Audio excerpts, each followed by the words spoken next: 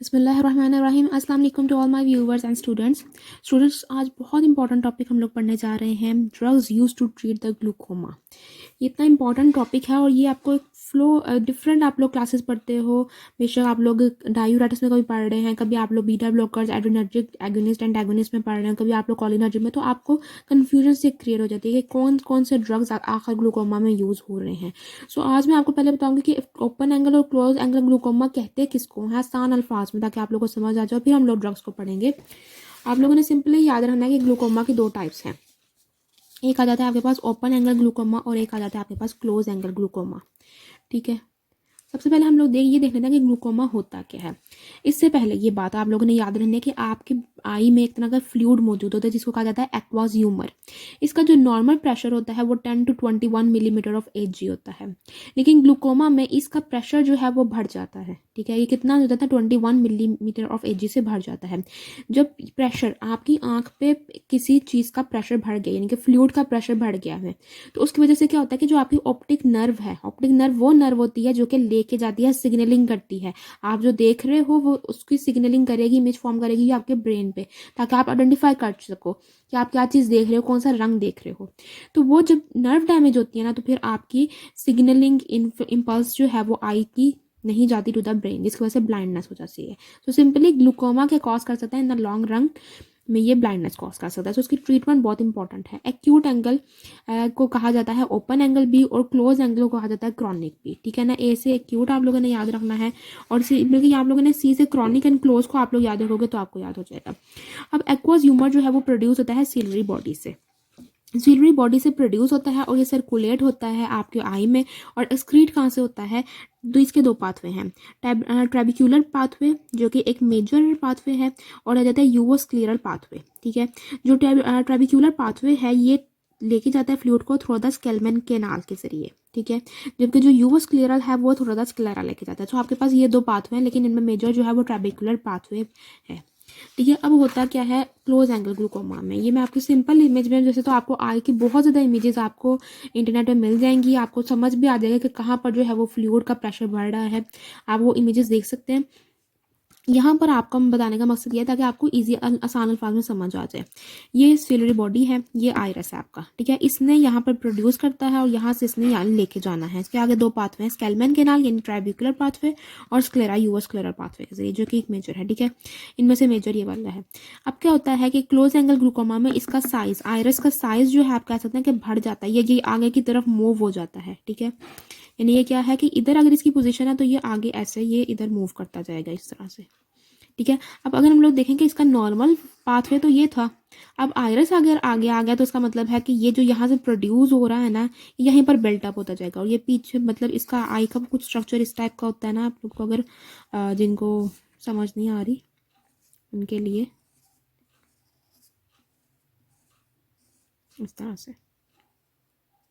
ठीक है, ये यहाँ से प्रोड्यूस होके इस तरफ से जाता है, लेकिन जब ये यहाँ से निकल ना पाए, यहाँ से इसकी एंट्री जो है वो आपका तो ब्लॉक हो गई है।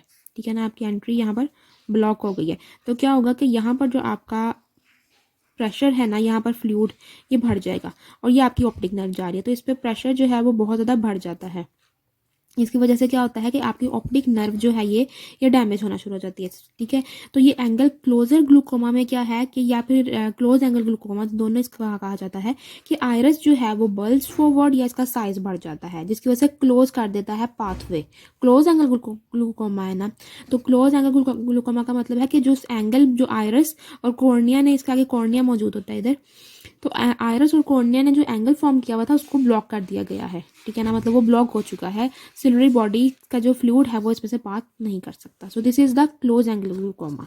अगर हम लोग देखें ओपन एंगल ग्लूकोमा क्या है, ओपन एंगल ग्लूकोमा में आयरस का कोई कसूर नहीं है। ये जो आपके जो दो पाथवे हैं ना, इनमें से एक ब्लॉक हो जाता है, ज़्यादातर कहा जाता है ये स्केलमैन पाथवे में, ये मेजर पाथवे ये ब्लॉक हो जाता है। So either of the two excretory pathway जो है वो ब्लॉक हो जाते हैं।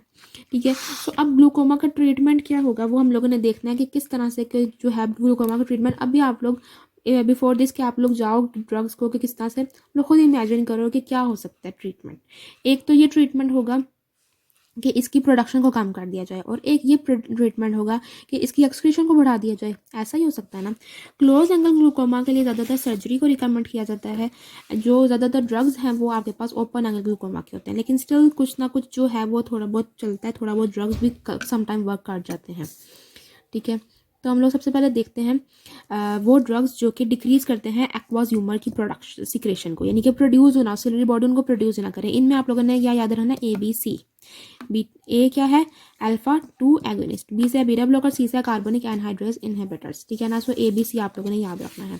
अब मैं आपको साथ साथ जो है वो उसके निमोनिक्स भी बताऊंगी ताकि आप लोग को याद रहे, बहुत इंपॉर्टेंट है ये।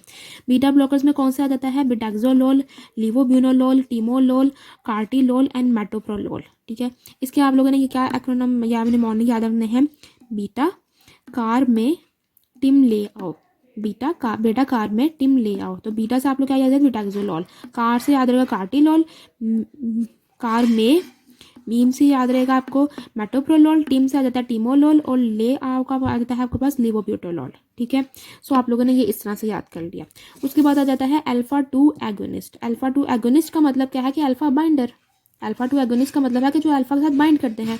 इससे बाइंडर से आप लोगों ने याद रखना है ब्रीमोनाइड, बाइंडर से ब्रीमोनाइन, और ए से आप लोगों ने याद रखना है एप्राक्लोनिडीन। ठीक है, क्लोनिडीन आपको पता है अल्फा 2 एगोनिस्ट होता है। ठीक है, और ये आपके पास ऑटो रिसेप्टर पे ये काम करता है। इसका जो मैकेनिज्म है इसका एक डिफरेंट नेचर है, बाकी एगोनिस्ट से जो है ना इसकी क्लोनिडीन की नेचर डिफरेंट होती है। सो अल्फा से आप लोग क्या याद रखोगे, एप्राक्लोनिडीन, एंड बी बाइंडर से आप लोग याद रखोगे है ब्रीमोनाइड। ठीक है, सो अल्फा 2 एगोनिस्ट भी आपको याद हो गया। अब आपको जो कार्बोनिक एनहाइड्रेज इनहिबिटर है ना, ये बहुत बैड है। ठीक है, दिस आर वेरी बैड।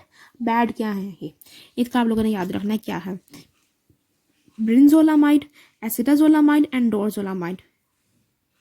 इसमें से सिर्फ जो एसिटाजोलामाइड है जो आपके पास एक डायूरेटिक्स में भी आप लोग इंपॉर्टेंट एज अ क्लास पढ़ते हो। ठीक है, इंपॉर्टेंट होते हैं ये माइल्ड या माइनर डायूरेटिक्स हैं, लेकिन आप लोग इनको स्टडी जरूर करते हो। ठीक है ना, दे फंक्शन, ठीक है, ये स्टिल एग्जिस्ट करते हैं, स्टिल यूज होते हैं एज अ डायूरेटिक के तौर पे भी। और सिर्फ यही है टॉपिकली आपके पास ब्रिंजोलामाइड है and dorzolamide. So these are carbonic anhydrase inhibitor के लिए क्या याद रखना है, बैड। माइनर डायूरेटिक भी हैं। ठीक है, इनमें माइनर डायूरेटिक में एसिटाजोलामाइड फिर भी आप पढ़ते हो, ब्रेंजोलामाइड, डोरजोलामाइड, दिस आर वेरी मतलब माइनर है, तो इसलिए इनको एज अ माइनर क्लास में समझा जाता है। ठीक है, एसिटाजोलामाइड फिर भी इंपॉर्टेंट है एज अ उसके तौर पे डायूरेटिक के तौर पे। ठीक है, तो हम लोगों ने ABC क्या याद किया, ABC में हम लोग याद किया डिक्रीज करते हैं एक्वास ह्यूमर की सिक्रेशन।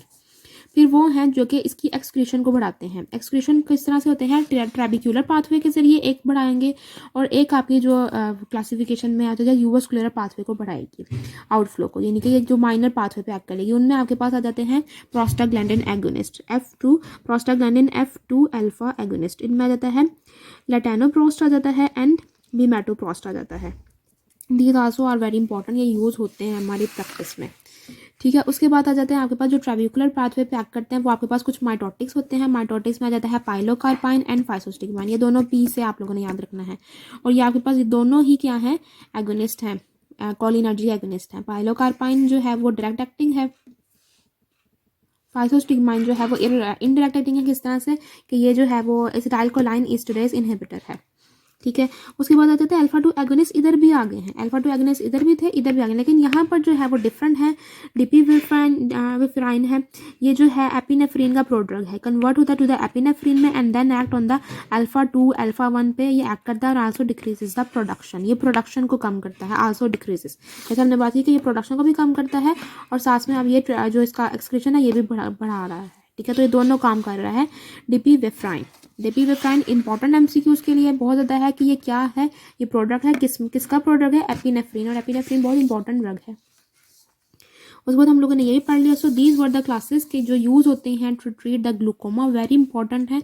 ठीक है, glaucoma is a very common condition, खासतौर पे एक्यूट एंगल ग्लूकोमा जो है। तो अगर आपसे कोई भी पूछे कि कौन कौन से ड्रग्स हैं जो इन पे एक्ट करते हैं, कौन इनको ट्रीट करते हैं, क्लोज एंगल ग्लूकोमा का ज़्यादातर ट्रीटमेंट बना होता है कि सर्जिकल ट्रीटमेंट होता है ज़्यादातर। जो एक्यूट एंगल है फिर भी उसको जो है वो ट्रीट किया जा सकता है इन ड्रग्स के थ्रू। ठीक है, सो आई होप कि आपको समझ आ गई होगी। कोई चीज़ आपने पूछनी हो तो आप कमेंट्स में पूछ सकते हैं।